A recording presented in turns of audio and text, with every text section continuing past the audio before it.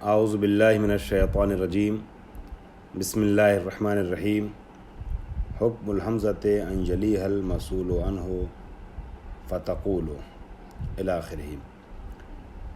ہماری گفتگو حروف استفہام کے سلسلے سے چل رہی تھی اور میں نے حمزہ کے متعلق کچھ توضیحات آپ کی خدمت میں پیش کیا اور یہ بتایا کہ حمزہ استفہام تصوری کسے کہتے ہیں اور حمزہ استفہام تصدیقی کسے کہتے ہیں۔ استفہام تصوری اور تصدیقی کی بنیاد پر حمزہ کو نام دیا جاتا ہے کہ یہ حمزہ کون سا ہے، حمزہ استفہام تصوری ہے کہ تصدیقی ہے۔ یہ میں آپ کی خدمت میں عرض کر چکا ہوں۔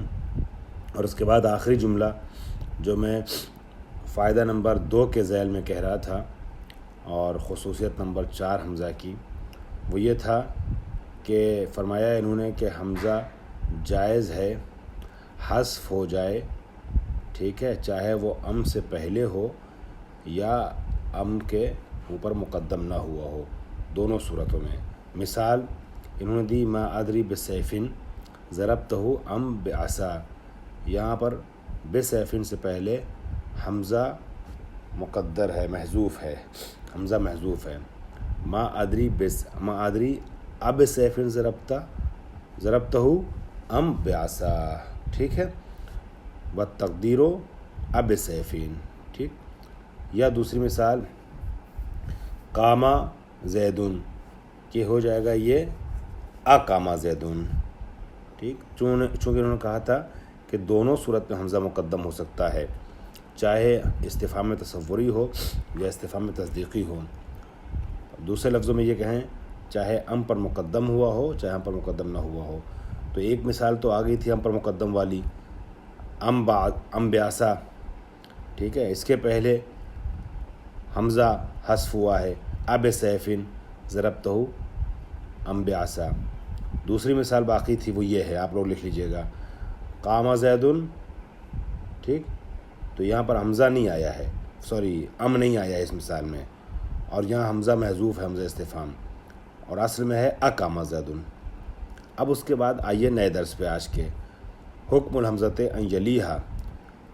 حمزہ اس کی خصوصیت یہ ہے، اس کا حکم یہ ہے کہ جس چیز کے متعلق سوال کیا جاتا ہے، جو چیز مجہول ہے، اسے ہم موصول عنہ کہتے ہیں، وہ چیز حمزہ کے فوراً بعد واقع ہوتی ہے۔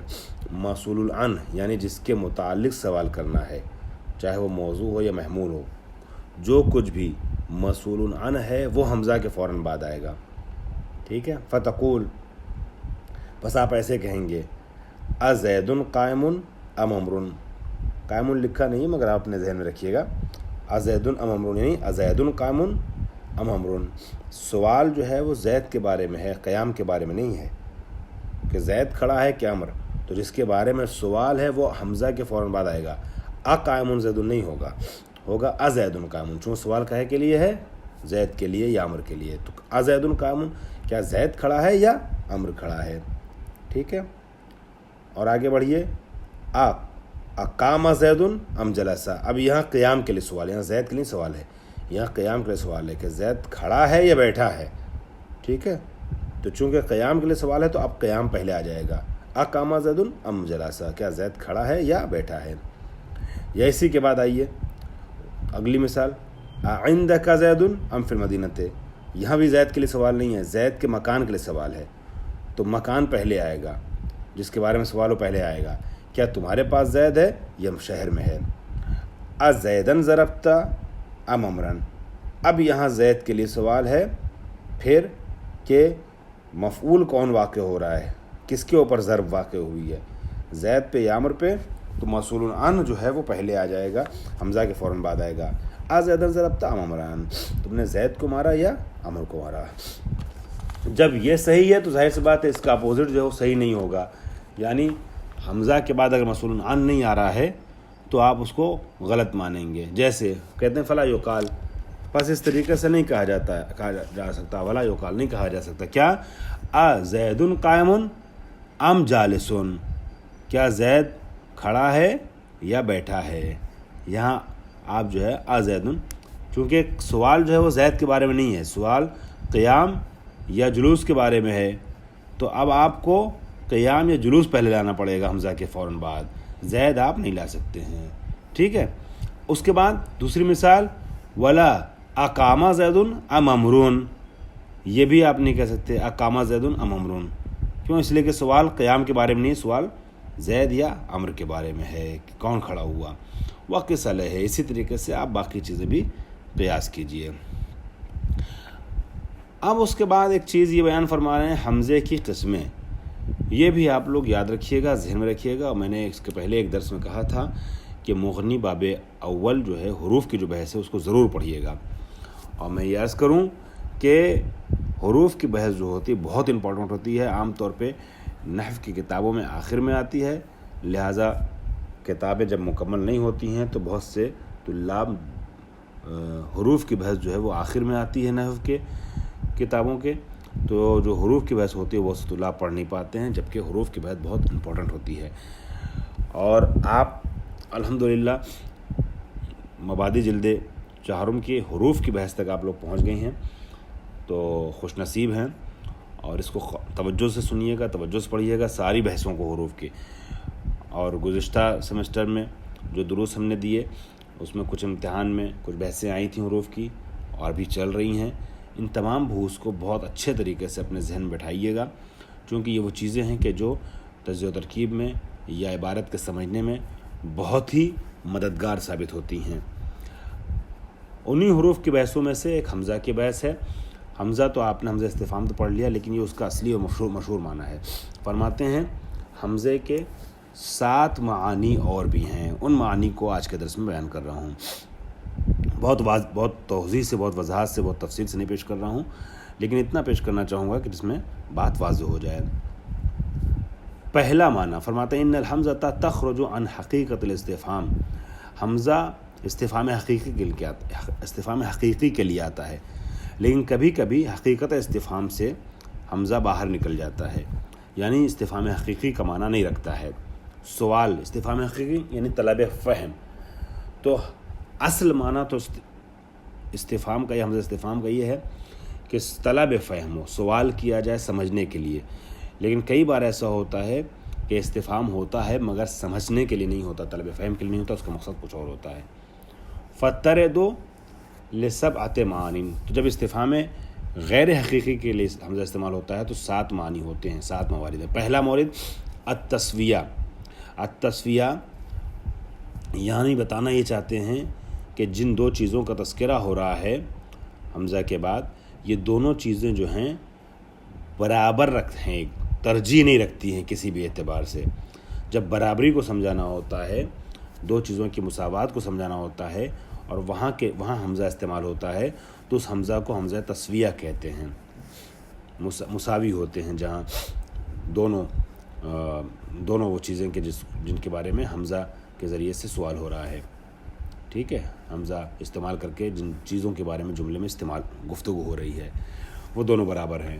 التسویۃ نحو ما ابالی ادرست ام لم تدرس، مجھے اس کی پرواہ نہیں ہے کہ تم پڑھو چاہے نہ پڑھو، ادرست پڑھو چاہے نہ پڑھو، ام لم تدرس، یہ جب باپ ناراض ہوتا ہے اولاد سے تو ناراضگی میں یہ بات کہتا ہے، یا استاد ناراض ہوتا ہے شاگرد سے، چونکہ استاد بھی باپ کی طریقے سے اپنے شاگردوں کے لیے دل سوزی کا جذبہ رکھتا ہے، تو جس طریقے سے باپ نہیں چاہتا ہے کہ میری اولاد لاپرواہ ہو جائے، جاہل ہو جائے، ان پڑھ ہو جائے، بے حس ہو جائے، خراب ہو جائے، اسی طریقے سے استاد نہیں چاہتا ہے کہ میرا شاگرد جو ہے وہ تعلیم کے میدان میں پیچھے رہ جائے یا کسی اعتبار سے اس کے اندر خرابی آئے۔ باپ کی طریقے سے استاد بھی اپنی تعلیم کو، اپنے شاگردوں کو پرفیکٹ دیکھنا چاہتا ہے۔ کئی بار ایسا ہوتا ہے اپنی نادانی کی وجہ سے باپ کی ڈانٹ کو بچے غلط سمجھتے ہیں، اسی طریقے سے کئی بار استاد کے تنبیہات کو شاگرد غلط سمجھ لیتے ہیں، لیکن استاد اگر کوئی ہے، واقعاً اگر کوئی استاد ہے تو وہ اپنے شاگردوں کو اپنی اولاد کی طرح چاہتا ہے، اور پھر اس کے بعد جو بھی تنبیہ کرتا ہے وہ اس کی اصلاح کے لیے کرتا ہے، اور طالب علم کا برا نہیں چاہتا استاد، لیکن ناراض ہو کے کبھی غصے میں کہہ دیتا ہے استاد بھی یا باپ بھی، ٹھیک ہے، جب لا والی پن کرتا ہوا دیکھتا ہے بچوں کو، پڑھتے نہیں ہیں، لکھتے نہیں، تو کہتا ہے ما ابالی ادرستم لم تدرس، مجھے اس کی فکر نہیں ہے، چاہے پڑھو چاہے نہ پڑھو، کہتے نہیں پڑھو چاہے جہنم میں جاؤ. تو یہ حمزہ جو اس طریقے سے ہوتا ہے حمزہ تسویہ کہلاتا ہے. اس کے بعد الحمزہ وہ انکار الابطالی، ایک حمزہ ہے جو ہم انکار ابطالی کہلاتے ہیں. انکار ابطالی میں دو چیزیں ذہن میں رکھیے گا. ایک تو حمزہ جو ہے وہ سوال کے لیے نہیں بلکہ انکار کے لیے ہو رہا ہے کہ حمزہ کے بعد جو چیز پوچھی جا رہی ہے اس میں پوچھنا نہیں مقصد بلکہ اس کا انکار مقصود ہے.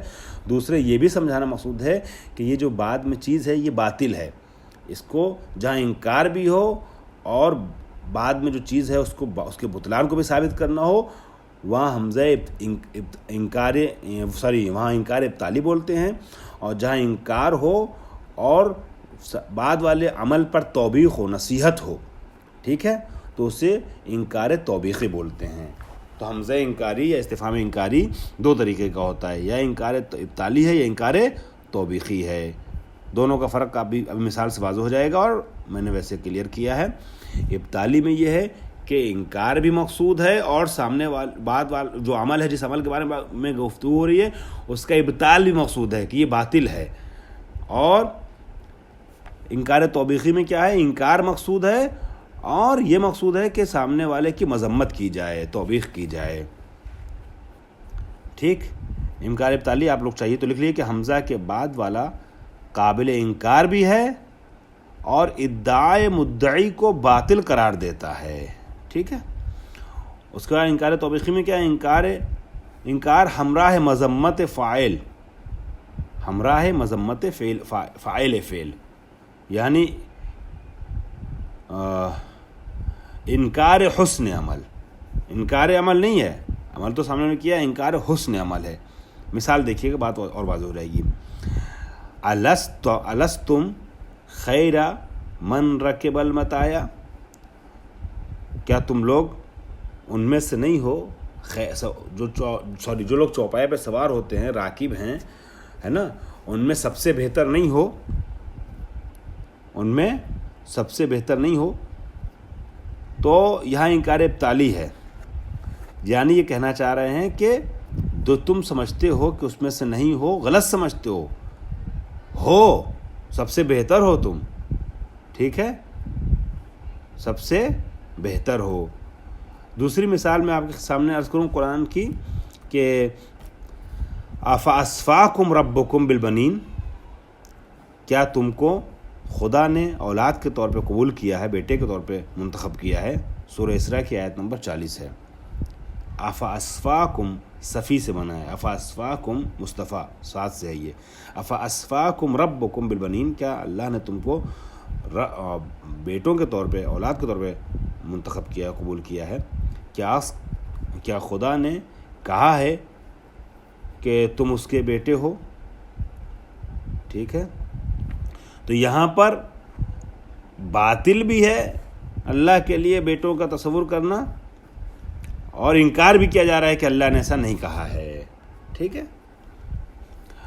انکار توبیخی کیا ہے، مثال غیر اللہ تعبدون، کیا خدا کے علاوہ تم کسی کی توبیخ کر رہے ہو، عبادت کر رہے ہو، کرتے ہو. یہاں پر یہ بھی کہنا مقصود ہے کہ انکار نہ، وہ عبادت نہ کرو خدا کی، اور تم کرتے ہو کسی اور کی بات تو اس پہ توبیخ بھی ہے. یہ حمزہ جو ہے سوال کے نہیں ہے کہ کیا تم کسی اور کی بات کرو، بتائے گا نہیں جواب میں کہ ہاں یا نہیں. ٹھیک ہے. پوچھنے والوں معلوم ہے کہ غیر اللہ کی بات کر رہا ہے سامنے والا، تو استفہام نہیں ہے یہاں پر، استفہام حقیقی نہیں ہے. پھر کیا ہے، استفہام میں انکار توبیخی ہے. ٹھیک ہے. غیر اللہ تعبدون، ایک تو توبیخ ہے، ٹھیک ہے، اور دوسرے یہ کہنا مقصود ہے کہ تم اللہ کے علاوہ کسی کی عبادت نہ کرو. اس کے بعد تقریر، التقریر، نحو اضربت زیدن، یعنی سامنے والے سے اقرار لینا مقصود ہوتا ہے، کیا تم نے زید کو مارا ہے. اور اس کے بعد التحکم، تحکم یعنی مذاق اڑانا. اتزہدک یامرک بان تاخذ اموالنا، کیا تمہارا زہد تمہیں امر کرتا ہے کہ تم ہمارے مال کو چھینو. یہ مذاق اڑایا جا رہا ہے، اگر زائد ہو تو ہمارے مال کو ناحق غصب نہ کرو. اگلا مورد انشاءاللہ آگے. واخر دعوانا الحمدللہ رب العالمین.